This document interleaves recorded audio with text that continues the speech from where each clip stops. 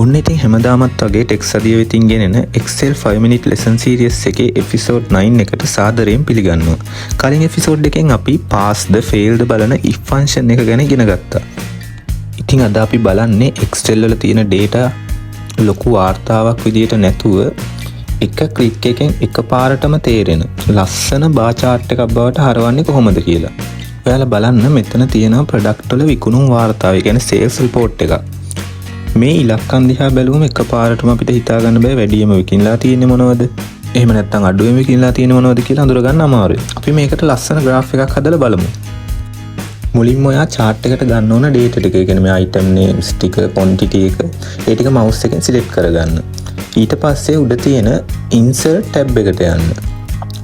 ඔයාලට පේනදී home එකට හැපැත්තේ තියෙන insert tab එකට ගිහිල්ලා මෙතන තියෙනවා chart section එකක්. ඔයාලට පේන chart section එකක් තියෙනවා. එතනින් 2D column එහෙම නැත්නම් bar chart icon එක click කරන්න. ඔයාලට පේන 2D column කියලා තියෙන එකෙන් මම මෙතන එකක් click කරනවා. මෙන්න බලන්න ඔයාලට මේ තප්පරෙන් අපේ sales data ටික ලස්සන bar chart එකක් විදිහට display වෙනවා. ඔයාලට ඕන විදිහට chart එක adjust කරගන්න පුළුවන් එහාට මෙහාට කරලා. ඊළඟට ඔයාලට පුළුවන් ඔයාගේ chart එක තව ලස්සන කරගන්න පොඩි දේවල් ටිකක් කරගන්න. ඉතින් පළවෙනි එක තමයි chart title එක. ඒ කියන්නේ chart එකේ මේ උඩ තියෙන title එක double click කරාට පස්සේ ඔයාට පුළුවන් ඔයාට ඕන නමක් දෙන්න. සාමාන්‍යයෙන් මම දෙනවා sales report 2026 වගේ නමක්. ඉතින් ඔයාටත් ඕන නමක් මේකට දෙන්න පුළුවන්. ඉතින් ඔයාට පේනවා ඇති අර මම sales report 2026 කියලා දීපු එක ලස්සන title එක විදිහට වැටලා තියෙනවා.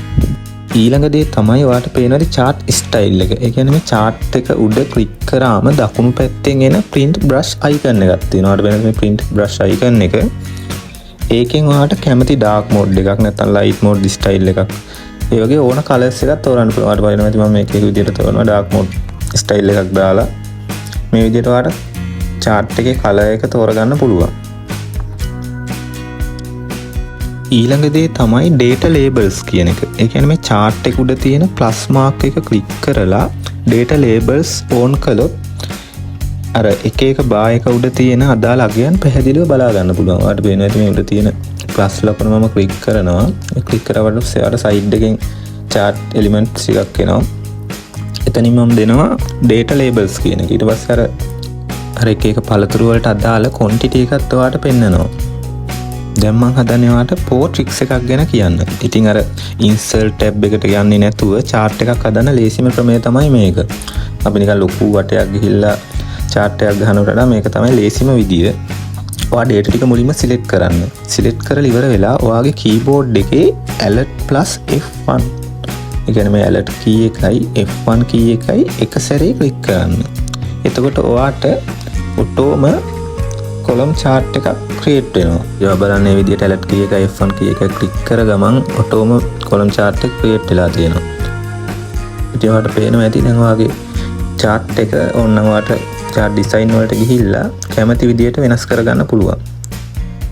ඉතින් මෙන්න මේ විදිහට ලොකු presentation එකකට උනත් පාවිච්චි කරන්න පුළුවන් ලස්සන chart Excel වලින් තප්පරෙන් හදන්නේ මේ විදිහට. ඉතින් ඊළඟ episode 10 එකෙන් අපි බලමු Excel sheet එකක කොලයක්. ඒ කියන්නේ A4 print එකක් කරගනිද්දි ඒක කැපෙන්නේ නැතුව හරියටම page setup කරලා print කරන හැටි.